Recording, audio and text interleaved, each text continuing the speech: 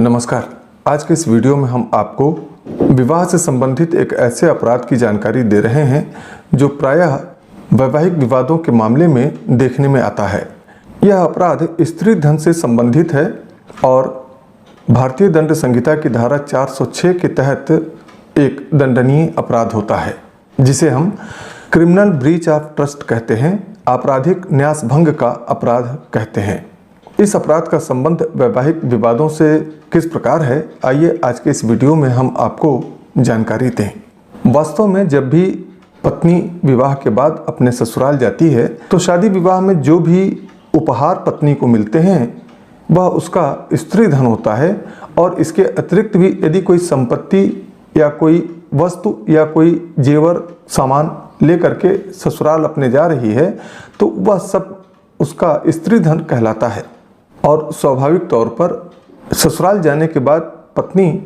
अपना सारा स्त्री धन पति को या पति की माँ को या पति के गार्जियन को सौंप देती है सुरक्षित रखने के मकसद से। कई बार ऐसे स्त्री धन को पत्नी स्वयं के अपने अलमारी में या बॉक्स में भी रखती है। बाद में जब कभी ऐसा कोई वैवाहिक विवाद उत्पन्न होता है तो उसमें या तो पति के घर वाले पत्नी के माता पिता को बुला करके उसकी विदाई कर देते हैं या स्वयं पत्नी के माता पिता आ करके उसे ले जाते हैं। कभी कभी ऐसा भी होता है कि पत्नी बिना किसी सहायता के, बिना किसी मदद के अकेले ही अपने मायके चली जाती है। इस प्रकार यदि किसी भी तरह से पत्नी अपने ससुराल से अपने मायके चली जाती है और वहाँ मायके जाने के बाद वह इस धारा के तहत कोई मुकदमा दर्ज करवाती है, कोई एफआईआर करवाती है, तो उसकी एफआईआर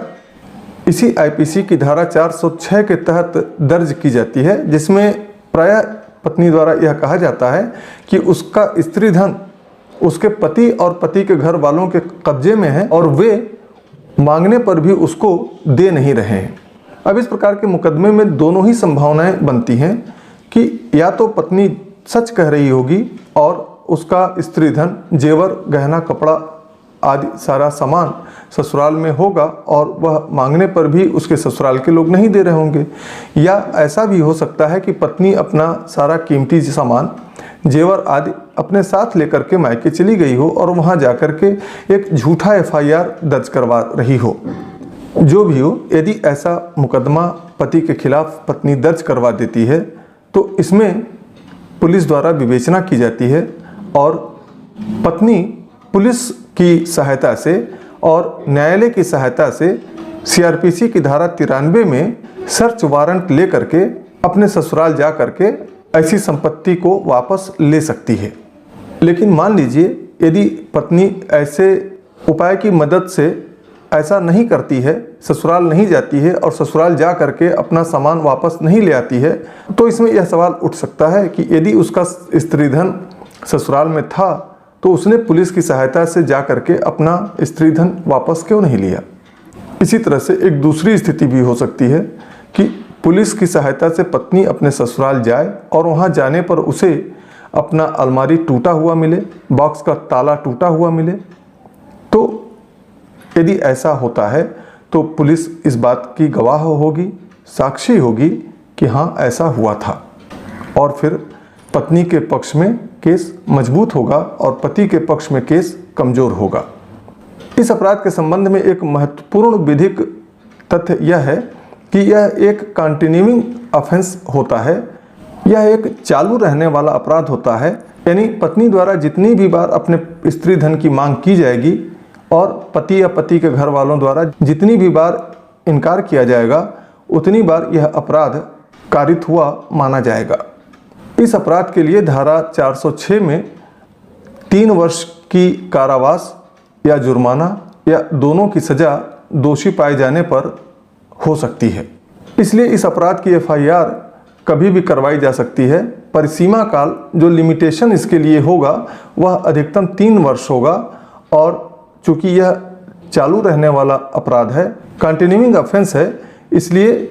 अंतिम बार जिस दिन मांग की गई है उस दिन से यह 3 वर्ष का समय काउंट किया जाएगा और इन 3 वर्षों के भीतर पत्नी एफआईआर थाने में करवा सकती है। इस संबंध में महत्वपूर्ण निर्णय है कमलाबाई बनाम मनोहर लाल और बीना अलेक्जेंडर कुरियान बनाम अलेक्जेंडर कुरियान का। इन दोनों ही मामलों में इसे कंटिन्यूइंग ऑफेंस और परिसीमा काल के बारे में बताया गया है। तो ये थी आईपीसी की धारा 406 के तहत आपराधिक न्यास भंग